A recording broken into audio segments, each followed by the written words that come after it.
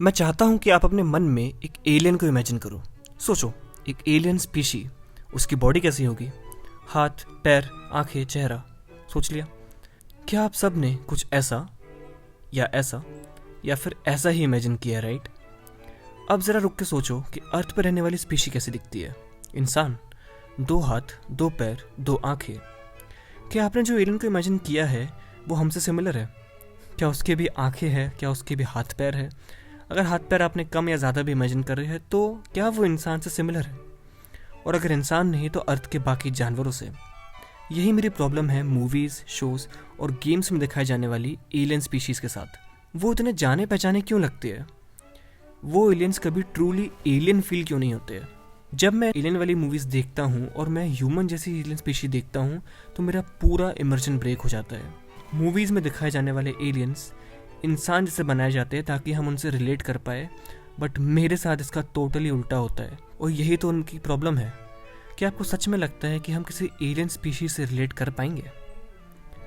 हम एलियंस को इंसान जैसा इसलिए इमेजिन करते हैं क्योंकि हम सिर्फ अर्थ की ज़िंदगी को जानते हैं। अर्थ पर ज़िंदगी कैसी है?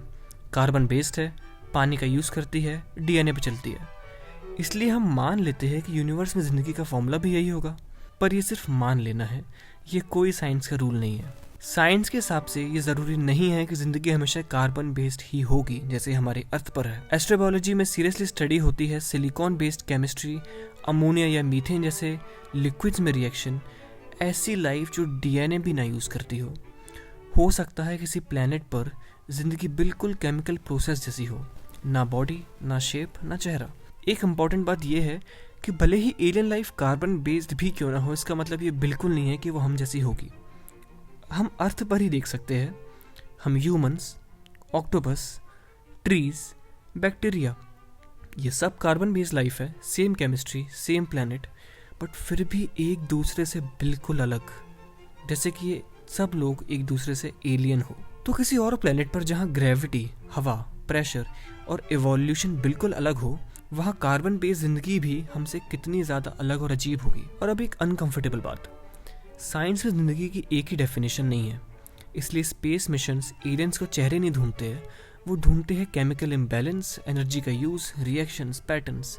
और हो सकता है ज़िंदगी हमारे सामने ही हो पर हम उसको पहचान ही ना पाए। अब एक सेकंड के लिए इमेजिन करो, अगर अर्थ पर कोई एलियन आए और वो सिर्फ हम इंसानों को दिखे, तो उसके लिए ज़िंदगी का क्या मतलब होगा? उसके लिए ज़िंदगी या लाइफ होगी 2 हाथ, 2 पैर, चेहरा और इमोशंस। अब उसी एलियंस को हम अगर बैक्टीरिया दिखाए, वो बोलेगा ये लाइफ थोड़ी है, लाइफ तो ह्यूमंस है। पर अर्थ पर ज़िंदगी का सबसे ज़्यादा हिस्सा बैक्टीरिया ही है। तो अगर हम भी एलियंस को सिर्फ अपनी डेफिनेशन से देख रहे हैं तो हो सकता है ज़िंदगी हमारे बिल्कुल सामने हो और हम उसको मिस कर जाए। हम एलियंस कुछ ऐसे ढूंढ रहे हो पर असल में वो एलियंस हमारे सामने ही हो, बट टोटली डिफरेंट शेप और फॉर्म में। वो जिंदा हो बट एक अलग तरीके से, एक अलग केमिकल प्रोसेस के थ्रू। तो असली सवाल ये नहीं है कि एलियंस एग्जिस्ट करते हैं या नहीं, असली सवाल ये है कि अगर वो एग्जिस्ट करते हैं तो क्या हम उन्हें समझने के लिए तैयार भी है? क्योंकि हम यूनिवर्स को देखते हैं इंसानी नज़रिए से और यूनिवर्स इंसान के लिए बना ही नहीं है।